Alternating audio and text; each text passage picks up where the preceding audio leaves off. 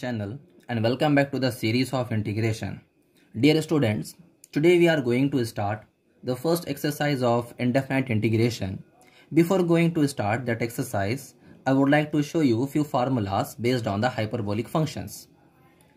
To memorize the formulas based on the hyperbolic functions, you can use the same logics what we used to memorize the formulas of trigonometric functions.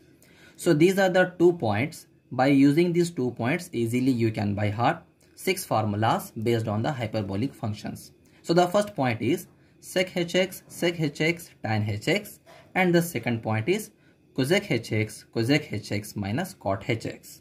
So the first value or the first formula is integration sin hx dx equal to cos hx plus c. And the second formula is cos hx dx equal to sin hx plus c. The two formulas are very simple. You don't need any logic to by heart these two formulas. Now let us move towards third formula, that is integration cosec square hx dx. The answer is minus cot hx plus c. So if you are taking the two values together, cosec and cosec, this can be written as cosec square hx dx and the result is minus cot hx plus c. Now let us move towards the fourth formula, that is sec square hx dx equal to tan hx plus c. If you are taking these two values together, then the result is equal to third one, that is equal to tan hx plus c. Now let us move towards fifth formula, that is integration cosec hx cot hx is equal to minus cosec hx plus c. Out of these three values, we are taking only two values, cosec hx and cot hx. So the result is third one. We are not taking minus in the integration function, so that's why I am writing minus in the result. So the sixth formula is integration sec hx tan hx dx equal to minus sec hx plus c. As you can see here, there is no any minus in the first point, but I am writing here minus sec hx plus c. You have to remember this value. You have to remember this sign when you are writing the formula of integration sec hx tan hx dx. So the last formula is integration 1 by 1 minus x square dx equal to tan h inverse of x plus c. So I suggest you memorize all the formulas. It will help you to solve the questions of indefinite integration. Let us start exercise 6th-A.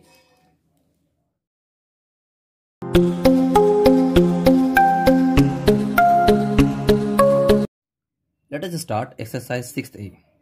All the questions of exercise 6th-A are based on method of inspection or method of separation.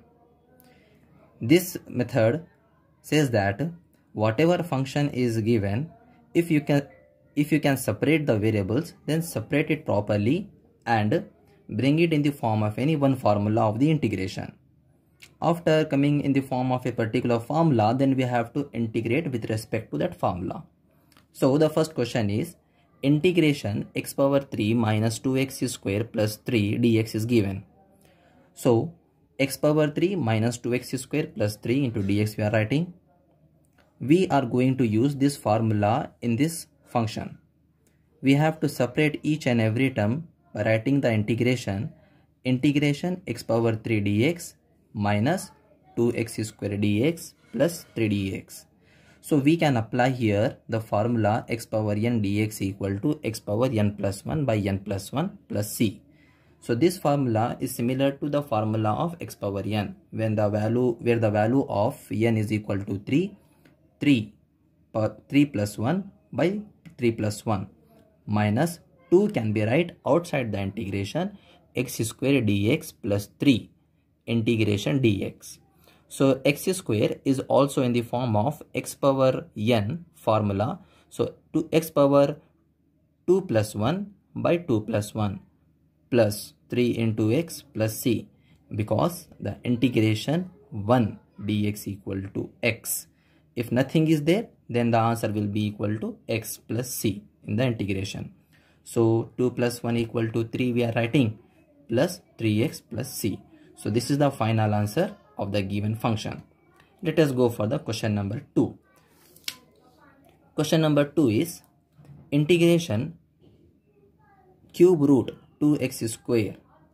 So cube root can be written as 2x square whole to the power of 1 by 3. This power 1 by 3 is on 2 as well as it is on x power 2. So if you are applying power 1 by 3 on 2, it becomes 2 power 1 by 3. If you are applying this power on x square, it becomes x power 2 by 3. You can write this constant value outside the integration. X power 2 by 3 dx is there. X power 2 by 3 is in the form of x power n dx equal to x power n plus 1 by n plus 1 plus c. So here whatever power is there, we will add 1 in that power, 2 by 3 plus 1. Similarly, this is 2 by 3 plus 1. So the result of this one is x power 5 by 3 by 5 by 3 plus c. So cube root can be 2 power 1 by 3 can be written as cube root of 2 is equal to 5 by 3 becomes 3 by 5 x power 5 by 3 plus c. Now let us go for the question number 3. Question number 3 is integration 2x square plus 3x minus 1 by 2x dx. So as I said, these questions are based on the method of separation. We have to separate the variables first, then we have to integrate the function. So as this is the common denominator of these three terms, so I will separate the denominator with each and every term. 2x square by 2x, 3x by 2x minus 1 by 2x. So here 2 and 2 gets cancelled, 1x and 1x gets cancelled. So the answer is only x dx. This is the constant number I can write outside the integration. So integration dx, and 1 by 2 I am writing outside the integration, only 1 by x dx. So in this solution basically we are going to use two formulas. The first formula is x power n dx, x power n plus 1 by n plus 1, and integration 1 by x dx log x plus c. So the x power 1 is there. So x power 1 plus 1 by 1 plus 1. And 3 by 2 nothing is there, that's why we are writing only x. 1 by x formula is equal to log mod x plus c. So the result of this fraction is x power 2 by 2 plus 3 by 2 into x minus 1 by 2 log mod x plus c. So this is the solution of question number 3. Let us go for the next question, that is integration 1 minus root x by x dx. So we have to separate the denominator, then we have to integrate 1 by x dx minus root x by x.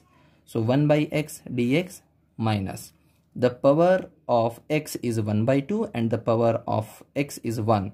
If you are taking this power in the numerator, then 1 by 2 minus 1 is equal to x power minus 1 by 2.